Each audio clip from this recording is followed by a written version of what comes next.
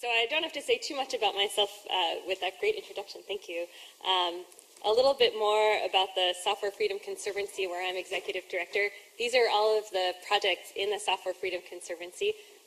You've probably recognized many names and are probably using some of our software. Can you guys hear me? Is it hard to hear me? You can. Okay, good.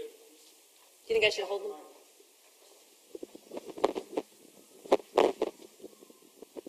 All right. Is that better? Cool.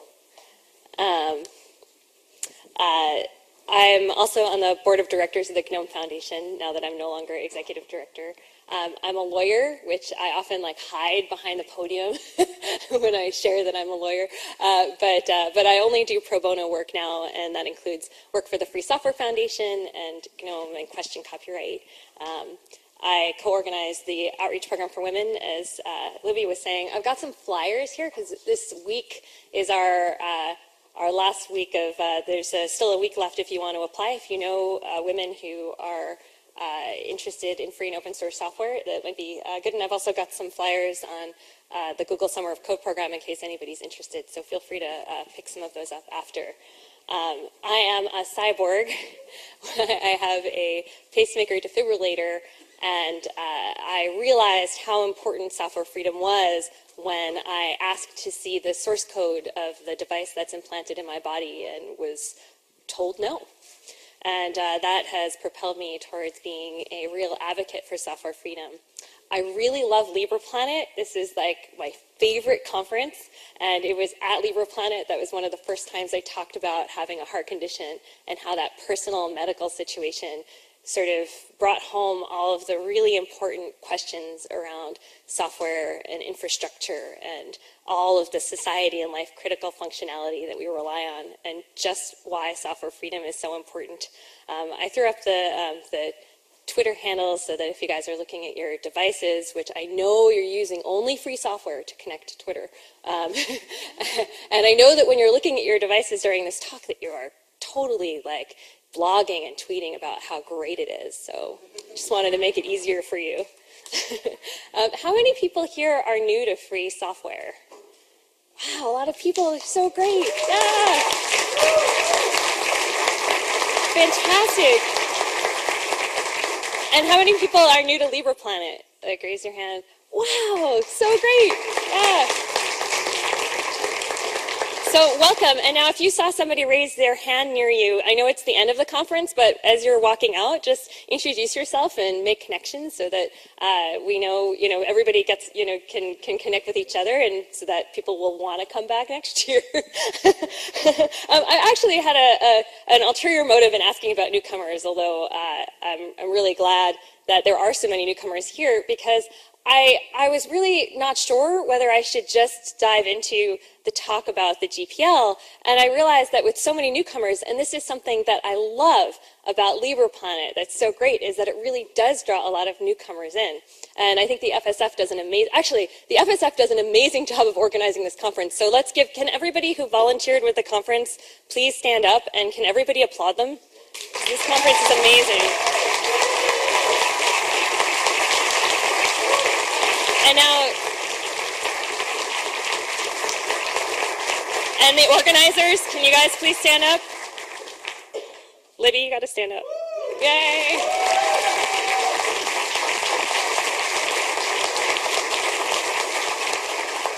This conference is a lot of work, and you guys do an awesome job. And so the ulterior motive in asking was that I wanted to know how quickly to just jump into the GPL. So I'm going to actually do a very quick synopsis of the GPL. I know for many of you, this is really, you can just kind of tune out for a minute. But the really basic explanation is, and I think that we sometimes in our community make the mistake of assuming that everybody knows what we're talking about. And I want to make sure that we don't fall into that here. And I think that one of those things is that, in many of the talks today and yesterday, I heard the GPL referenced, but we never had any discussion about what it was. And I think there were some intro sessions as well. But anyway, so the GPL is the GNU General Public License, and it is the instrument by which by which copyleft operates. There are a number of different licenses, and the GPL is one that is is the one that the FSF writes and promulgates, and there are a suite of licenses, the GPL, the LGPL, the AGPL, and each of them fills a different role in the licensing scheme. And the basic premise behind the FSF's licenses is copyleft, which is the idea of using copyright, but to keep software free and forever free and shared. So that's like a sort of like a really quick synopsis. People describe the GPL as being a constitution. And I really like that. If you guys haven't read the GPL, I'm standing here giving you this quick summary as a lawyer, but I can tell you that the GPL is a pretty good read. So just at least read the preamble. Like open up GPL v3 and GPL v2 are worth a scan. And just because you're not a lawyer doesn't mean that you can't understand the licenses.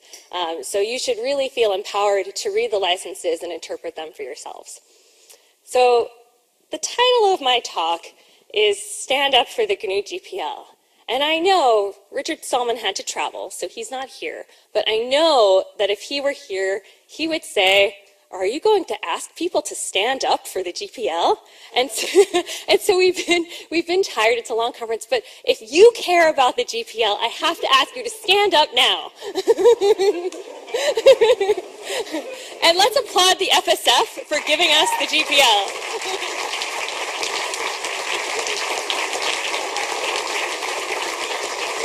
Awesome, thank you. That seriously makes my day.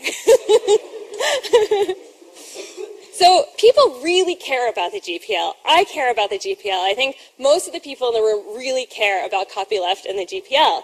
And in the course of my work as the executive director of Conservancy, but even before that, as a lawyer in free software and as the executive director of the GNOME Foundation, I've been getting a lot of really passionate requests for enforcement over the years. Now, those requests have come from people that you might imagine, a lot of ideological developers who contribute to free software because they think that software freedom is right and they want their code to be shared. And you wouldn't be surprised about the requests that I've gotten from those developers. Many of them are not interested, don't want to necessarily be identified with enforcement, but people who care. And so every time I go to a social event, I'm kind of wondering who's going to, pull me into a corner with a drink and say, I have to tell you about this violation or that violation. But the fascinating part of getting requests for enforcement come from a whole different group of people, which is the general counsels of companies. So lawyers and heads of open source are sometimes passionately asking me to enforce, asking us to enforce. And the reason is that their jobs are to, in part, ensure compliance in the software that is used by their companies. But in order to do that and implement the right infrastructure, hire the right people, make sure that they can do the right thing, their companies have to give them a budget and have to take them seriously. And so if we don't have lawsuits, it's harder for, so they basically request enforcement because if people aren't enforcing the licenses, then it's hard to show that it's valuable to put in all that effort and to make sure that those companies comply. And so this has really floored me. It's a kind of those private conversations that can never be publicized. Those people who ask me to do it will swear up and down if you ask them that they never had that conversation with me. But nonetheless, that has been my experience for the last few years, and it's been really amazing. And some of the most vocal groups of developers have been amongst the kernel community. Now, as we know, the kernel name Linux is everywhere and in everything, right? There's you can pretty much look at tons of areas. The stats around the Linux kernel are fascinating and really impressive. And I think that what the kernel stands for in this proposition is that, in fact, there's a unique thing that happens with copyleft and the way that we participate with each other. That the kernel, as such a long-standing project, has benefited so greatly from being published under the GPL. It's not a coincidence that it's such a successful project. It's not a coincidence that there are so many developers and that the software is used for so many different things. In fact, Linus Torvalds has been quoted as saying that his biggest contribution is not technical, but instead it's having chosen the license of the GPL for the Linux kernel. And so I think that what we can see from this is that copyleft in the long run is good for everyone. And the fact that the kernel has been so successful is really a good testament to that fact. And then you think about that, and you think about the amount of money that's saved from all of the great free and open source software that's used, and how much faster products can come to market by using free software. It's astounding. I mean, really astounding. Thinking of Mako's slide from this morning, where he had, a whole host of devices, all of which that have free and open source software in it, you can see quickly come to a similar conclusion that he did, and I won't go down that analysis again, but that free software is in everything, but that doesn't necessarily mean that we are empowered with that freedom, right? Our freedoms are being eroded because the layers in which we have free and open source software we're not necessarily have the freedom to modify. And what's been making developers angrier is that a lot of companies have been treating the GPL as if it's the LGPL, and other companies just not complying with their obligations under license.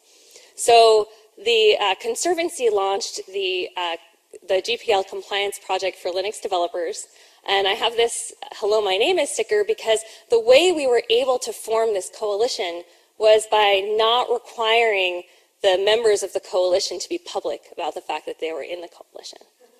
And it's a really fascinating thing. And once we realized that that we could have people participate anonymously, we really had an impressive turnout. So to tell you a story about compliance, and there are many stories of compliance. Once upon a time in October 2011, we Conservancy found out that there was a violation, and the company was VMware. Now, it's fun to be able to talk about the company that we're enforcing against because we do a lot of enforcement actions where we don't tell anyone who we're enforcing against. We try to keep it quiet because we want companies to be able to come into compliance quietly without any shame, get learning. And one of the things that we try to do is to try to be as friendly and as welcoming as possible, and to try to make sure that companies, when they're caught out, they know that they can come into compliance, and it's as consequence-free as possible, provided that they come into compliance. So VMware was the company that originally the action was over BusyBox, and the stats on these are the current stats on VMware, and this guy, Bradley, are you here? Bradley Kuhn, are you? Where are you? Am I not seeing you? Where? You're not here? Oh, he's installing LibreBoot in our, so let's, if he comes back in, we'll circle back. But he really is an amazing person and has defended software freedom tirelessly. And he was the executive director of Conservancy at the time, and he went back and forth with VMware and realized throughout the process VMware made progress in their compliance. But oh, here he is, Bradley Kuhn, everybody, the tireless defender of the GPL.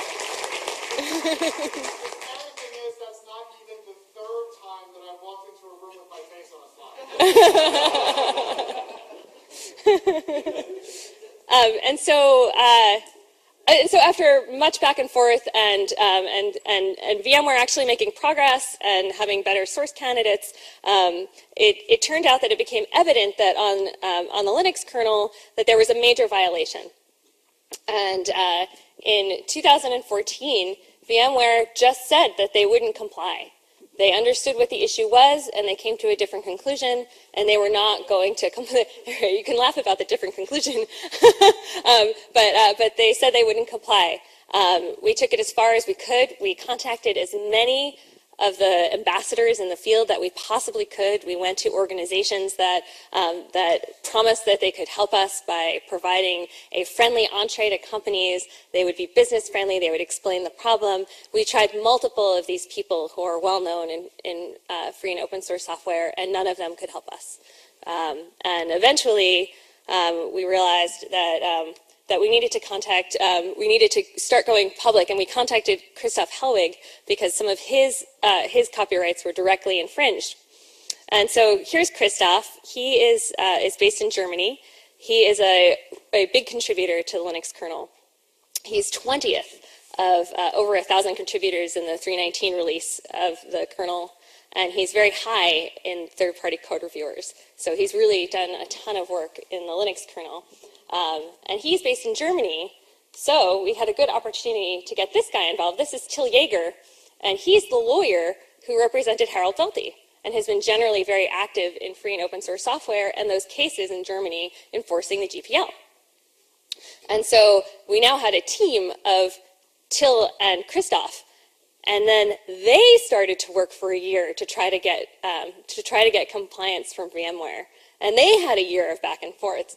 And what's amazing is that after all of that time to try and get compliance, VMware said they wanted to settle and then insisted on a non-disclosure agreement just to learn the terms of the settlement. Clearly not a serious offer. So we were left with no choice but to sue. This is one of those situations where if you pursue all of your options, if you ask nicely, if you try to make the right contacts, if you try to talk to everyone that you're going to talk about, if you try to be friendly and you try to be welcoming, you try to do everything that you can do. At the end of the day, if you're not willing to go to court, you may as well not have copy left to begin with. So we brought suit. And I say we, the suit is filed by Christoph in Germany, and Till is his lawyer, and Conservancy is funding the lawsuit and providing other support. This is a really important case. As far as I know, it's the first case that involves derivative works. And so this is one of those, you know, we can say things like if licenses aren't enforced, then, you know, they're exactly the same as a permissive license. And we can say things like, you know, if a license has no teeth, then why would anybody follow it? And we can talk about these derivative works, and we can talk about our code being forever free. But if we're not willing to stand up for it and go to court over it, then, you know, it just falls apart. So I think it's a pretty interesting case. What's interesting is that companies have been sort of making analyses around the derivative works component of the GPL, and they've been making, taking the legal analysis. And there's actually a really interesting presentation by Greg K.H. That's available online, where he says that he's had many conversations with lawyers, private conversations in dark rooms, and that when he gets those lawyers one-on-one, they all say that, that they all agree on the derivative works issue, and yet you'll never get any of them to say it publicly. And so this is one of those situations where we need clarity, and we need to find out, you know, if the GPL, if the analysis by these corporations to keep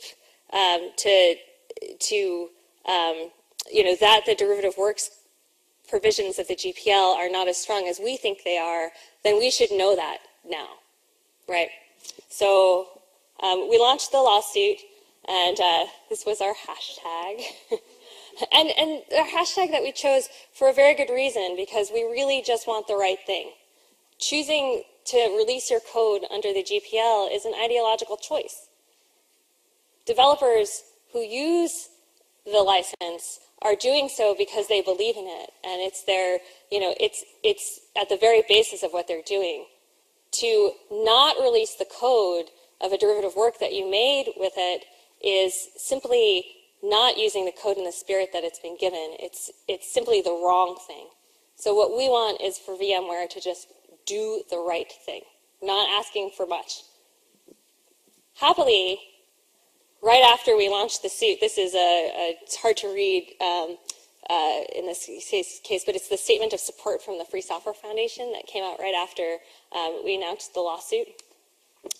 But the quote from John, who's up there, really just floored me, that I'm actually just going to read, because it's so good, that the point of the GPL is that nobody can claim those rights and then kick away the ladder to prevent others from also receiving them, and that we hope VMware will step up and do the right thing. We got great support after we launched the suit. We had all of these organizations, some of which you may not expect to see supporting this kind of action, which is really cool. And also, we had kernel developers actually feel like they could come forward and say that they wanted to support this lawsuit. Some of the kernel developers who gave statements of support had previously not come out in support of enforcement before. But when they saw the suit and they knew how hard we had worked to try to get compliance without filing a suit, and they have seen over the years the erosion of compliance around the GPL, they decided to step up and say that they were supportive. The reaction from companies has been interesting. Obviously, none of it has been public. No companies have made statements about the lawsuit, other than VMware, which said we're in compliance, and we look forward to finding out the resolution of this matter, and we're great. But what's interesting is that we heard that internal discussion at companies has been surprisingly supportive. This is a quote from one company that we heard, obviously anonymously, but they said that VMware should read that company's open source 101 materials because they could really learn some things from it. So overall, the public support has been pretty positive. But enforcing the GPL is very political. It's actually quite a political action to go and enforce, and it's been an interesting thing to kind of experience. When I came to Conservancy a year ago, I really thought that maybe I would be able to get compliance from companies without resorting to a lawsuit, and I thought I could put a friendly face on it because I'm a little less assertive in some ways than some of the other software freedom advocates, and Bradley was telling me the whole time, like, no, you think that you can make it nice, you think that people will comply if you ask them nicely, but it has nothing to do with that, and they simply won't unless they have to. And that is the case that we are in. I spent all year trying to prove him wrong, but he was right. And so we're in a situation now where we have to bring this kind of action. And while a lot of the reaction has been positive, we've already had some negative reactions. We've already had one funder, threaten to pull funding from Conservancy because we were involved in this action. And I know that personally, people who have enforced the GPL in the past have received a lot of heat for that. And so, it's been very interesting to find that out firsthand. We at Conservancy are a really small organization. We're only 3¼ employees. And we actually do quite a lot. Most of our activities are not about enforcement. We support our over 30 free and open source software projects. We now have, we now host outreachy, as we were saying before. We have a lot of things that we do, but we keep doing enforcement because it's important, because it's fundamental, because it's the backbone of copyleft and software freedom. And we need your help. We can't do this alone. We're too small of an organization. We've launched a fundraiser, and we've had a really amazing response so far. We got an anonymous $50,000 match, and we've already gotten to over $41,000 of that match. So we're like 80, what is it? It's hard to read, 83% of the way there. Still a ways to go, but if you look, we've had over 1,000 donations. It's a lot of people who care about the GPL. And we not only need financial help, we need your help as advocates. We need you to be going out and supporting enforcement. We need you to explain why copyleft is important and why it matters. And we won't be able to do it alone. And most importantly, I think seeing a public swell of support for the GPL and for copyleft could even influence the lawsuit itself. You don't know. Like by showing that the public cares about it, it escalates this issue to one of public importance. So we really don't want to bring litigation. We really don't want to be in court. We just want compliance, and we do a lot of things to try to work towards that goal. We launched copyleft.org with the FSF as a partnership, and we have a guide of materials that explains sort of how copyleft works and explains the GPL and goes into great detail, and it is itself under copyleft. So another way that you all could help is to read the guide and contribute to it and help us improve it. You know, even if you're not a legal expert, just helping us, you know, with typos and asking questions of things that don't make sense really helps a lot.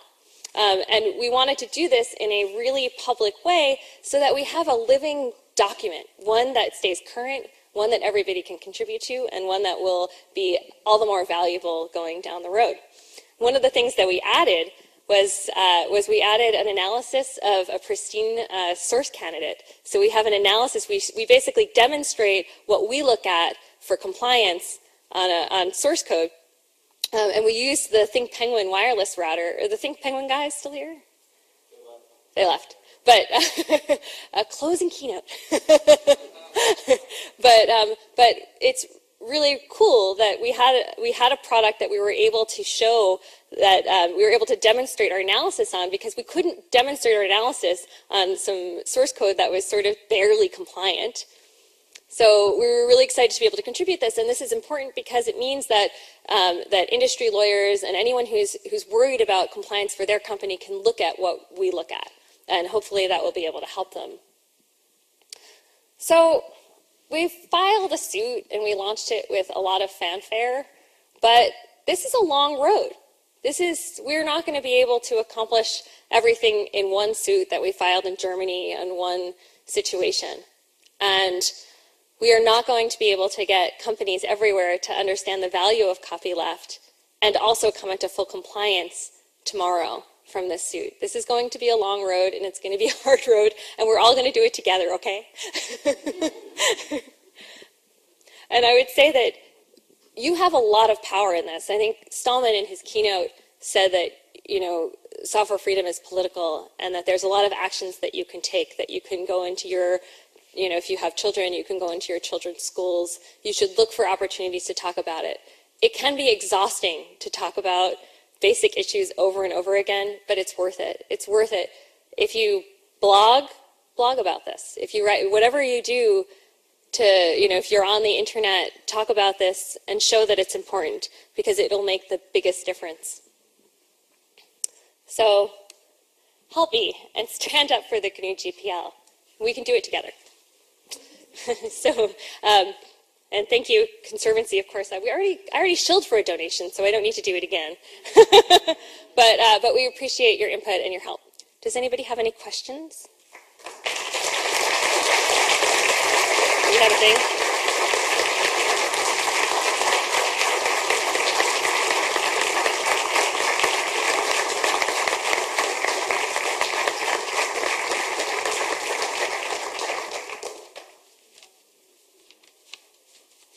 It is late, so... If anyone has any questions, please come down to the microphone so all the people who are not lucky enough to be here with us today over the stream can also hear your question. I also want to make a short announcement that Arthur can't make it down here, but he would like to invite folks to the Artisans Asylum in Somerville. He's raising his hand right now. He's sitting up at the back, and he can provide transportation for a couple of you, and the rest of you should make your way over there, because I've heard it's awesome. Hi there. Hi.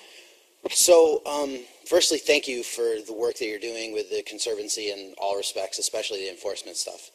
So, I'm a professor at Rochester Institute of Technology, and we're running for the first time a course called Business and Legal Environment of FOSS, where I've assigned the materials from copyleft.org, the SFLC primer, lots of stuff that you've written and read, including Bradley and lots of folks at the FSF.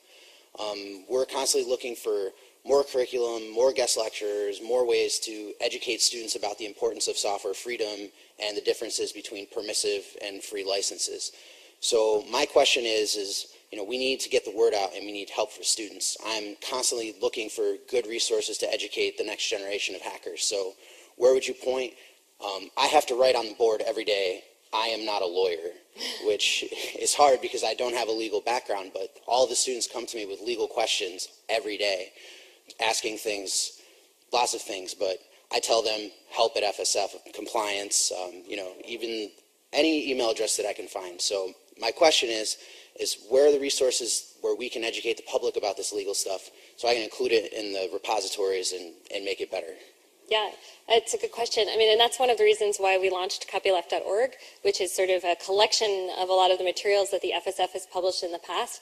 I know the FSF has good libraries of information that are a good start, and if you go to fsf.org, you'll see a lot of that stuff. And then Conservancy has contributed to copyleft.org. So I think those are probably the right places to start. You know, I think it's interesting your point about not being a lawyer. It's funny in this field. I think that I was really astounded when I first started working as a lawyer in the free and open source software community at how much developers knew about legal issues and how much more than me they knew about about licenses and about a lot of interesting questions. And what's funny is that there's really no magic in being a lawyer. I have a legal degree. I have a legal degree. I went to law school. It was a good one, but you know, and so I have a legal license, and I have some training to interpret the license. But that doesn't mean that I have any magical knowledge that other people can't research and find out for themselves if they take the time and have the interest. And so I would say that actually start with those materials that are summary materials, often written by lawyers, but then go to the source materials. So read the licenses and read the cases that are cited there. They're interesting, and if you have an interest in that material, then that's a really good way to go. And then you're reading it firsthand for yourself, and you can come to your own conclusions. A lot of the legal understanding in this field for some time was basically surmised by prominent lawyers in the field, making guesses about the ways that that the courts would interpret issues where they brought. And that's part of the reason why the case that we brought is so important, is that it will bring clarity to a field that has had no clarity. And so I think that's really important. You know, and so maybe we'll have some more information going forward, but you can come to your own conclusions based on the material yourself. I don't really follow the kind of companies and intrigue stuff very closely. So you said that, you know, some companies or people are, you know, upset when people do GPL enforcement. And I'm guessing that's not like Steve Ballmer calling from his yacht saying, like, no, don't do that, right? That those are people, presumably, who are involved in free and open source software, and yet somehow they don't like GPL enforcement. And so I was wondering if you could speak a little bit more about what some of the different kinds of motivations you see that people have who are saying, like, no, don't do this. Like, why would people say that? Well, it was interesting because I think some of the people who are, some of the company representatives who have put pressure on us in the past to not enforce, the message comes from individuals who are very clear to say that, oh, no, but I personally really support what you do. I personally really support compliance. I personally really support enforcement. But those guys upstairs, you know, the executives, I can't get them, you know, they think that it's bad for business. They think we're going to, for a while, the biggest thing was we're going to chill adoption of free software by having enforcement actions. And they said that they were worried, especially for some companies, that it would scare away their customers, you know, and you know, things like that. And I think that what we've seen, that since we've had those warnings, that in fact it hasn't, none of those lawsuits where there is the question of whether it would impact adoption have actually caused any curbing of adoption. But what we have seen is companies pressuring developers to choose yielding permissive licenses as their, instead of copyleft, which I think is actually to everybody's detriment in the long run, both those very companies and the developers themselves. That was kind of a roundabout. Okay. Hi, I'm Connor. And with this lawsuit, I hope that it succeeds, and I hope that if not because it's the right thing to do, that at least because of the collective glare of developers all over the world, that it'll be enforced. But once that happens, and this is just a kind of a legal question I probably should know, but then there's precedent set and no one ever will have to challenge it again, right? Well, so this case we brought in Germany. So, or this case, so it was brought by Christoph in Germany. So, and it was on a specific kind of derivative works question.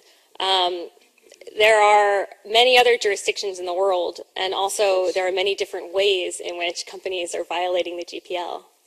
Yeah. So I don't think it's going to be something where we have a silver bullet where we're going to find out from this one case.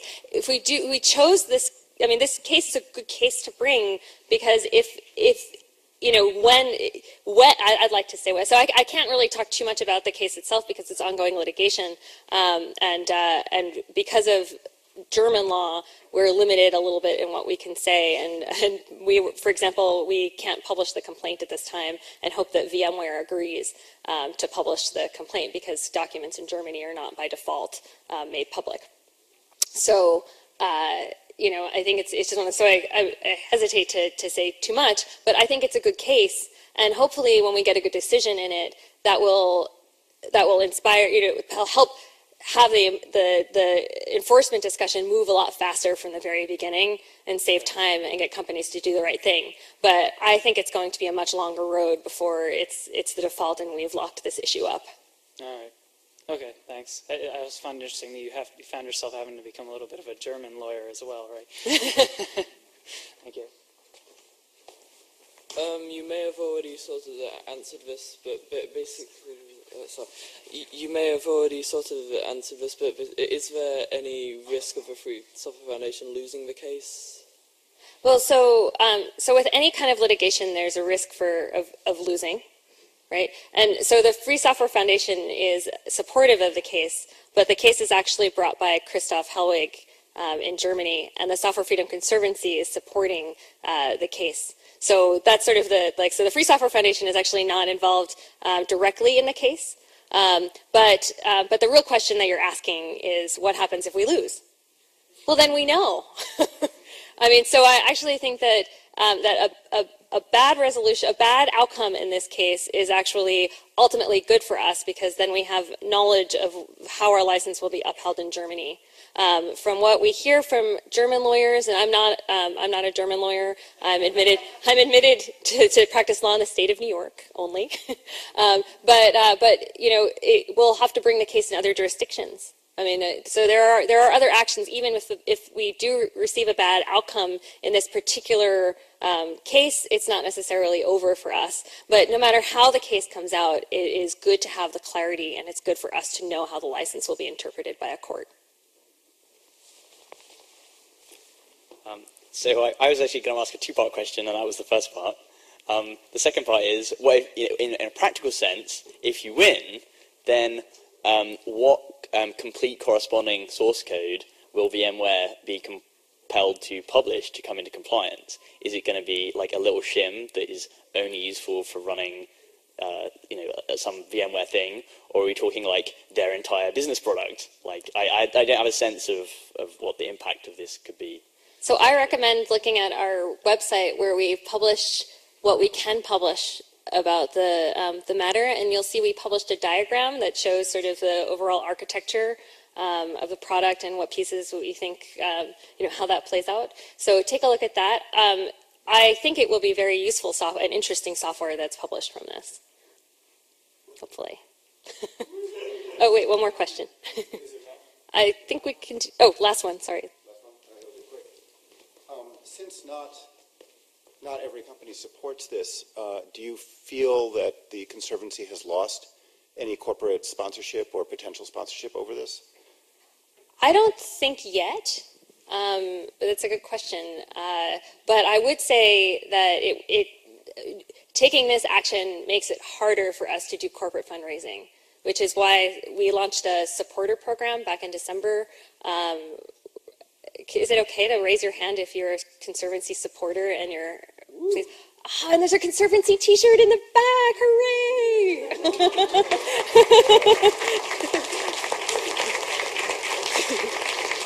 So I'm going to take your question, Carl, as an excuse to completely plug the Conservancy supporter program. That was the idea.